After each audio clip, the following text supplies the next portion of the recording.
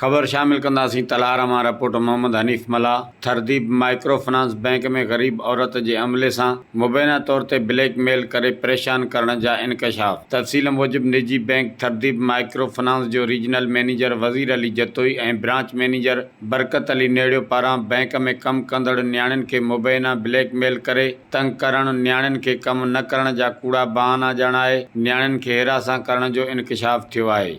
ज़रियनि मूजिब bank में मौजूद officer न्याणियुनि खे मोबाइल फ़ोन जे ज़रिए ब्लैकमेल कनि था।